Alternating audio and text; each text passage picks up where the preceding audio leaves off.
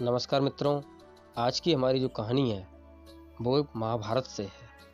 महाभारत अर्जुन की प्रतिज्ञा। चलिए दोस्तों, इसको शुरू करते हैं और आपको सुनाते हैं कि प्रतिज्ञा क्या रही। महाभारत का भयंकर युद्ध चल रहा था। लड़ते लड़ते अर्जुन रणक्षेत्र से दूर चले गए थे। अर्जुन की अनुपस्थिति में पांडवों को पराजित करने के लिए द्रोणाचार्य ने चक्रव्यूह की रचना की। अर्जुन पुत्र अभिमन्यु चक्रव्यूह भेदने के लिए उसमें घुस गया। उसने कुशलतापूर्वक चक्रव्यूह के 6 चरण भेद लिए, लेकिन 7वें चरण में उसे दुर्योधन, जयद्रथ आदि 7 महारथियों ने घेर लिया और उस पर टूट पड़े।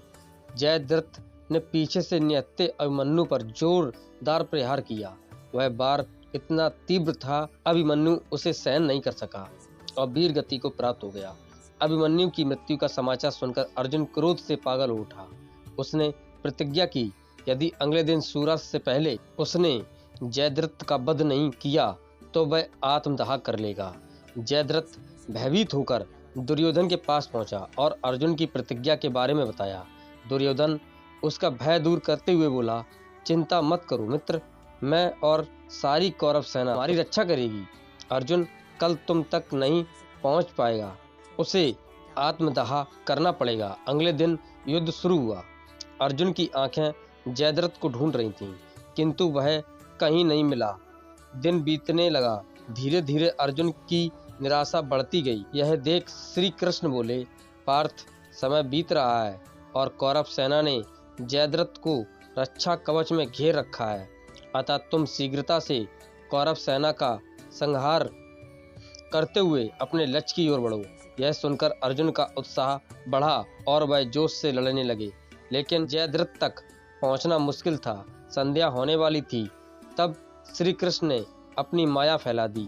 उसके फलस्वरूप सूर्य बादलों में छिप गया और संध्या का भ्रम उत्पन्न हो गया। संध्या हो गई है और अब अर्जुन को प्रतिज्ञा बस आत्मदाह करना होगा। यह सोचकर जयद्रथ और दुर्योधन खुशी से उछल पड़े। अर्जुन को आत्मदाह करते देखने के लिए जयद्रथ कौरव सेना के आगे आकर अट्टहास करने लगा। जयद्रथ को देखकर श्री कृष्ण बोले, पार्थ, तुम्हारा शत्रु तुम्हारे सामने खड़ा है, उठाओ अपना गड़ीव और वध कर दो इसका। वह देखो, अभी सूर्यास्त नहीं हुआ है।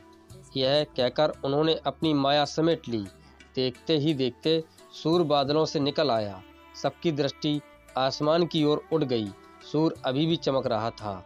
यह देख जयद्रथ और दुर्योधन के पैरों तले जमीन खिसक गई। जयद्रथ भागने को हुआ, लेकिन तब तक अर्जुन ने अपना गड़ीव उठा लिया था। तभी श्री कृष्ण चेतावनी देते हुए बोले, हे अर्जुन, जयद्रथ के पिता ने उसे वरदान दिया था कि जो इसका मस्तक जमीन पर गिराएगा उसका मस्तक भी 100 टुकड़ों में विभक्त हो जाएगा। इसलिए यदि इसका सिर जमीन पर गिरा तो तुम्हारे सिर के भी 100 टुकड़े हो जाएंगे। हे पार्थ, उत्तर दिशा में यहाँ से 100 योजन की दूरी पर जयद्रथ का पिता तप कर रहा है। तुम इसका मस्तक ऐसे काटो कि वह इसके पिता के गोद में जाकर गिरे। अर्जुन ने श्री कृष्ण की चेतावनी ध्यान से सुनी और अपनी लक्ष्य की ओर ध्यान कर बाण छोड़ दिया। उस बाण ने जयद्रथ का सिर धड़ से अलग कर दिया और उसे लेकर सीधा जयद्रथ के पिता की गोद में जाकर गिरा।